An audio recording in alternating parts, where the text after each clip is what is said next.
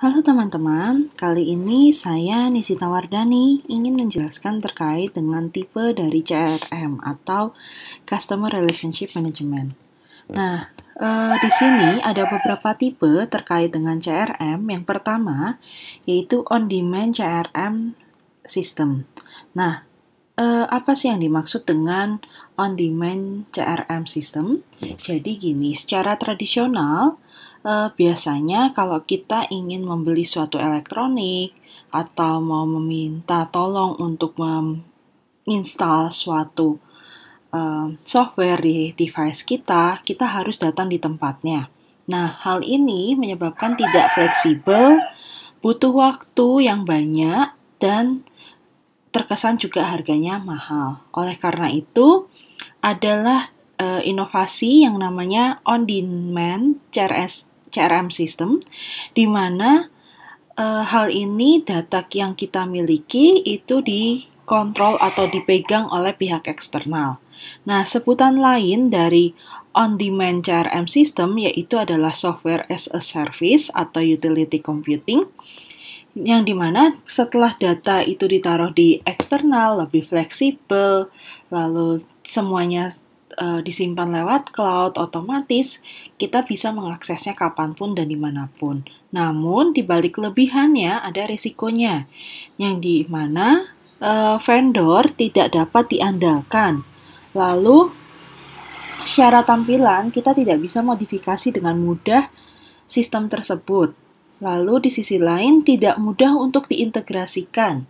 Maksudnya apa? Jadi software as a service yang dimiliki oleh vendor tersebut, misal contohnya dari journal.id, nah di sini tidak mudah diintegrasikan dengan yang data yang kita miliki saat ini yang ada di komputer teman-teman atau apapun, yang notabene dia menggunakan misal aplikasi Mayop. Jadi journal.id tidak bisa langsung diintegrasikan dengan Mayop seperti itu.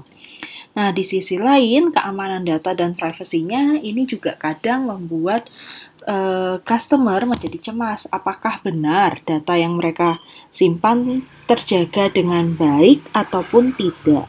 Nah, oleh karena itu, di sini teman-teman nanti bisa melihat di produknya journal.id, di mana produk journal.id ini ada 8, yaitu ada laporan bisnis keuangan, akuntansi, kas dan transaksi, invoice, lalu product and inventory, dan yang terakhir adalah biaya anggaran.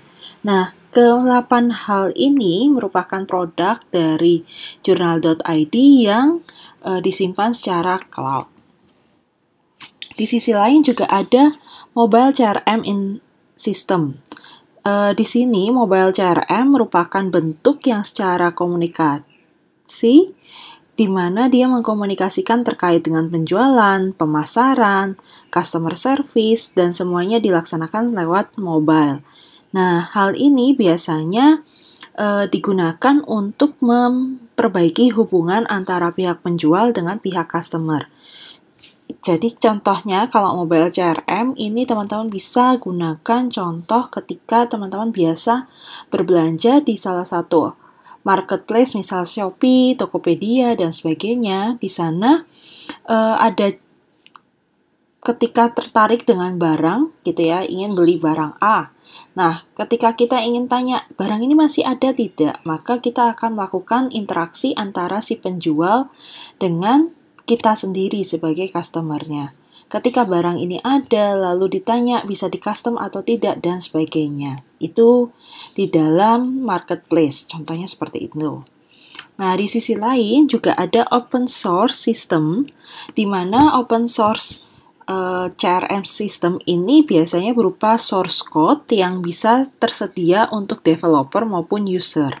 Developer di sini adalah programmer yang ingin menggunakan kepentingan sumber kode tersebut digunakan untuk membuat sistem CRM.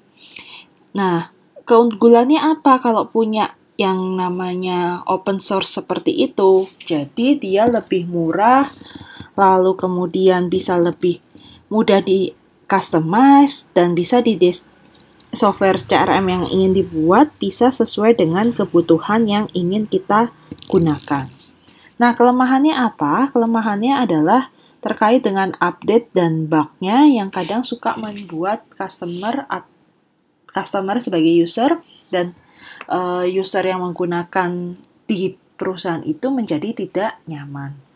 Nah, contohnya seperti ini. Ini di sisi kanan adalah open code untuk membuat sistem CRM. Di sisi lain, ada tipe terakhir dari CRM yaitu social CRM, di mana social CRM ini memungkinkan adanya kolaboratif antara user maupun pihak penjual dan sifatnya ini adalah unsur dasar percaya dan adanya transparansi. Nah, biasanya social CRM ini dilakukan ketika penjualannya melalui media sosial seperti Facebook, Twitter, dan LinkedIn. Yang kedua, dalam pembahasan kali ini saya akan membahas terkait dengan supply chain. Jadi, karena tadi sudah membahas hubungan baik antara customer dengan si penjual, maka di sini diperlukan yang namanya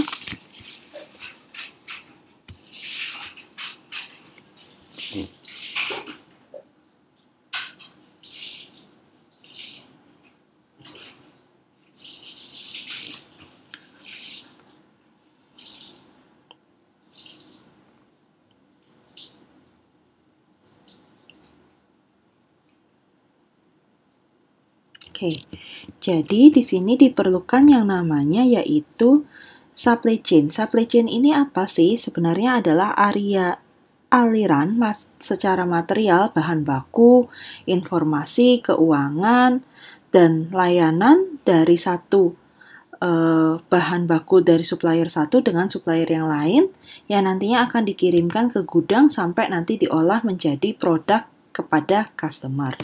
Nah, supply chain ini merupakan hal yang termasuk di mana si organisasi ingin menciptakan proses sebuah produk yang nantinya akan disampaikan kepada pengguna akhir atau customer-nya.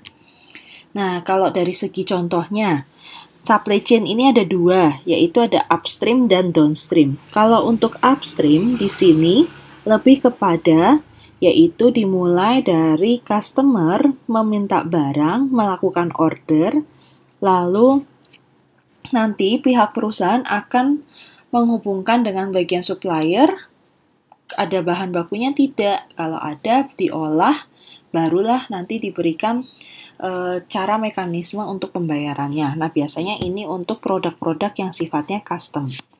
Sedangkan downstream itu dimulai di mana supplier memberikan barangnya yang dibutuhkan oleh si perusahaan. Nah, tentunya di sini ada permintaan antara pihak perusahaan dengan pihak customer untuk memberikan bahan baku yang nantinya di sini akan diolah menjadi sebuah produk ataupun jasa dan didistributorkan kepada pihak customer. Selanjutnya, untuk supply chain management ini digunakan untuk memperbaiki proses antara si pengguna dan penjual, di mana mereka berdua ini saling memperbaiki proses. Jangan sampai ketika si customer menginginkan barangnya, terus bahan bakunya dari perusahaan itu tidak ada, dan suppliernya juga lagi kehabisan stok. Nah, notabene hal ini tidak diinginkan oleh si penjual atau semua penjual. Jadi, supply chain management ini sangat membantu sekali untuk memaintain apakah ada bahan baku materialnya sampai dengan nanti mau diolah jadi produk. Jadi oleh si perusahaan ini ada tidak, dan sehingga nanti customer ketika menginginkan barang tersebut tidak perlu menunggu lama.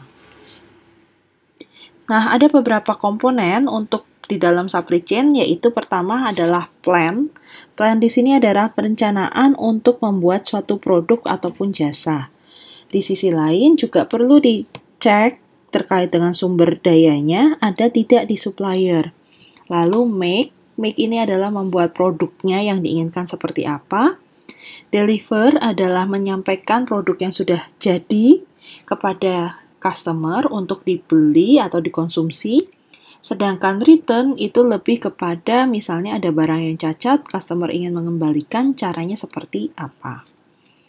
Nah, dalam supply chain management itu ada dua bagian. Yang pertama push model dan yang kedua adalah pull model. Kalau push model ini adalah lebih kepada make to stock yang dimana perusahaan mengetahui berapa sih perkiraan demand akan produk tersebut sehingga nanti dia akan memproduksi barang sesuai dengan perkiraan dari keinginan konsumen. Sedangkan pull model atau make to order di mana proses ini dimulai dari adanya permintaan customer baru nanti perusahaan membuatkan produk tersebut. Nah, berarti kalau pull model lebih kepada barang yang sifatnya di custom. Di sisi lain juga ada bullwhip effect. Bullwhip effect ini lebih kepada yang namanya bahan baku material yang disediakan oleh si perusahaan kepada bahan baku material yang disediakan oleh perusahaan supplier kepada pihak perusahaan ini kadang ada up and down kuantitinya, jumlahnya maupun waktu pengirimannya. Jadi ketika kita tidak memaintain hubungan baik antara penjual dengan supplier, maka itu nanti untuk memenuhi pesanan konsumen juga akan menjadi kesulitan. Nah, yang keempat adalah EDI atau Electronic Data Interchange.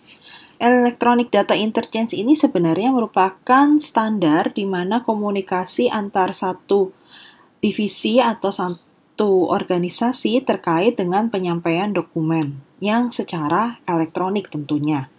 Nah, EDI ini biasanya ada proses di mana dokumen ini nanti akan diantar pesannya melalui menggunakan internet.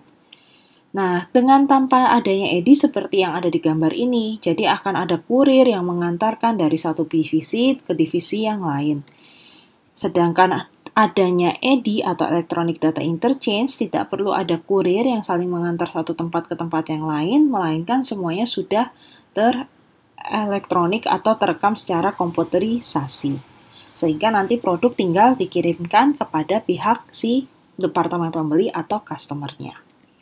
Sekian penjelasan saya terkait dengan tipe dari CRM, lalu supply chain management, dan yang terakhir adalah electronic data interchange. Nantikan video selanjutnya dan jangan lupa subscribe. Terima kasih.